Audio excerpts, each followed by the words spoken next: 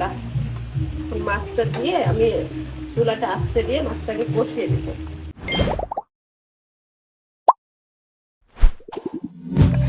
আজকে অনেক দিন পর একটা ভিডিও নিয়ে আসলাম পেজে ঠিক মতো ভিডিও আপলোড দিতেই পারছি না, ঠিক মতো কি অনেক দিন দেই নাই।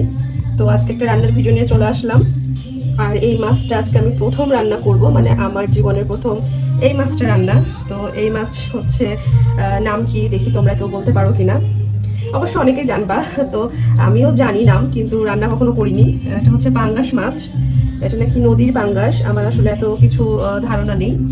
তো যাই হোক, এটা হচ্ছে এখন রান্না করি। আর কিভাবে রান্না করবো ইউটিউব দেখলাম, জানি না ইউটিউব দেখে কতটুকু টেস্টে রান্না করতে পারবো, তবে আশা করছি ভালো হবে। তো চলো আমিও রান্না করি আর সাথে তোমাদেরকেও দেখাই আমার আজকে পাঙ্গাস মাছ রান্নার রেসিপি। মাছ রান্নার জন্য আমি এই যে পেঁয়াজটা ভেজে নিচ্ছি গরম তেলে। সাথে হচ্ছে এই যে এই গরম মশলাটা দিব, এখানে সাদা এলাচ, দারচিনি আর তেজপাতা আছে। পাঙ্গাস মাছ রান্না করাতে এটা মনে হয় দিতে হয়, আমি যেটা ইউটিউবে দেখলাম দিয়ে দিলাম। এখন পেঁয়াজটাকে লাল লাল করে ভেজে নিব। এদিকে পেঁয়াজ ভাজতে দিয়েছি আর আমি এই মাছটাকে একটু লবণ, হলুদ, একটু মরিচের গুঁড়া দিয়ে মাখিয়ে রাখবো, ম্যারিনেট করে রাখবো। আসলে মাছগুলো অনেক বড় আর তেলও আছে, এই জন্য আর ভাজলাম না। কেউ কেউ দেখলাম ভেজে রান্না করছে, আবার কেউ কেউ দেখছে যে এরকম মাংসের মতো কষিয়ে রান্না করছে। তো আমি ভাবলাম যে আজকে কষিয়ে রান্না করি, যেহেতু টাটকা মাছ আজকে নিয়ে এসছে। তো মনে হচ্ছে যে মাছটা না ভেজে রান্না করলেই ভালো হবে। ওই জন্য আমি লবণ দিয়ে দিয়েছি। এরপর আমি এই হলুদের গুঁড়া আর মরিচের গুঁড়া দিয়ে দিব সামান্য, জাস্ট মেরিনেশনের জন্য। আর এদিকে রান্না করতে করতে আমার ব্যাকগ্রাউন্ডে গান বাজছে, মানে আমি গান শুনতে শুনতে রান্না করি আর কি। রান্না বা ঘরের যে কোনো কাজ আমি গান শুনতে শুনতে করি, তাহলে বোর লাগে না আর কি। তো আমি হলুদের গুঁড়া একটু দিব। এখন এই যে ভালোভাবে আমি ম্যারিনেশন করে রাখছি। মশলা কষানো পর্যন্ত ম্যারিনেট করে রাখলেই হবে। আমার ম্যারিনেশন কমপ্লিট। আর মাছ ম্যারিনেশন করতে করতে আমার পেঁয়াজও কিন্তু এই যে ভাজা হয়ে গিয়েছে। এখন আমি এটা কষিয়ে নিব। দেখলাম যে মাংসের যে মশলাগুলো থাকে সেগুলো দিয়ে নাকি কষাইতে হয়, মানে আদা রসুন বাটা, সামান্য একটু জিরা বাটা। তো এখন আমি পানি দিয়ে মশলা কষিয়ে নিব। এই যে আমি হলুদের গুঁড়া, মরিচের গুঁড়া, আদা রসুন বাটা সব দিয়ে দিয়েছি। এখন একটু কষিয়ে নিব, কষানো হলে তারপর মাছগুলো দিয়ে দেবো। জানি না খেতে কেমন হবে, যদিও আজকে ফার্স্ট টাইম আমি পাঙ্গাস মাছ রান্না করছি, আশা করছি ভালোই হবে। আমার এই যে মশলা মোটামুটি কষানো হয়ে গেছে, এখন এই যে মাছগুলো দিয়ে দিব আমি। আর মাছের তেল কত, এই যেগুলো হচ্ছে তেল। মাছটা দেখে ভালোই লাগছে আমার কাছে, যেহেতু আমি পাঙ্গাস মাছ কিন্তু খাই না। তো আজকে ভাবছি মাছটা গন্ধ দেখলাম, মানে গন্ধ শুকলাম আর কি, গন্ধ পাইলাম না, ভাবছি আজকে আমি খাবো।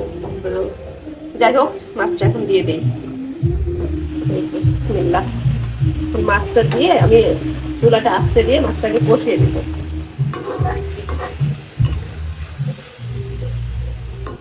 চুলাটা আস্তে দিয়ে দিই, সব মাছ এক এক করে দিয়ে দিচ্ছি।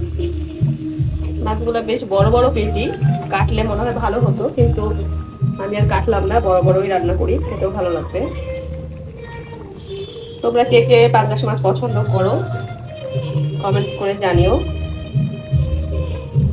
এই যে সব মাছগুলো দিয়ে দিলাম, সাথে এই যে মাছের তেলটাও দিয়ে দিলাম।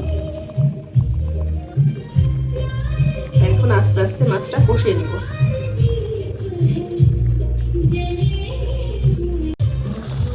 এই যে মাছটা এখন আমি খুব ভালোভাবে কষিয়ে নিচ্ছি। প্রায় 10 মিনিট কষানো হয়েছে, আরো কিছুক্ষণ কষাবো। কষালে মশলাগুলো ভালোভাবে মাছের ভিতরে ঢুকে। এদিকে আমি মানে ধোয়ার জন্য ভিডিও করতে পারছি, মাছটা কষতে থাক। আমার যে এখন মাছ কষানো হয়ে গিয়েছে, অনেকক্ষণ ধরে মাছ কষিয়েছি। এখন সিদ্ধর জন্য পানি দিয়ে দিব, চুলাটাও জোরে দিয়ে দিলাম। এখন জাস্ট পরিমাণ মতো আমি পানি দিব। এই মাছে অত বেশি ঝোল খাই না, তাই জাস্ট এই অল্প পানি দিলাম। এই পানিতে মাছ সিদ্ধ হয়ে রান্নাটাও হয়ে যাবে।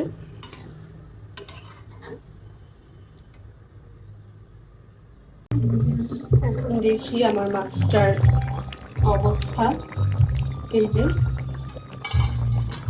ঝোল প্রায় কমে এসেছে, মানে মাছটা হয়ে গিয়েছে। আর একটু ঝোল কমাবো, যেহেতু কিন্তু এই মাছটা মনে হয় খুব বেশি ঝোল খাই না, একটু ঝোল কমিয়ে দিলে আমার এই যে মাছ রান্নাটা হয়ে যাবে। এটার ঘ্রাণটা কিন্তু বেশ দারুণ বের হয়েছে। জানি না এখানে কালারটা কেমন বোঝা যাচ্ছে, বাট আমি খালি চোখে সুন্দর মানে কালারটা বুঝতে পারছি। তো এই তো আর একটু ঝোলটা টেনে নিলে আমি চুলা বন্ধ করে দেবো। এই যে আমার পাঙ্গাস মাছ রান্না ডান। হালকা হালকা একটু ঝোল রেখেছি, কারণ আমার ছেলে আবার ঝোল ছাড়া ভাত খেতে পারে না। তো এখন হচ্ছে এটা সার্ভ করে নিই।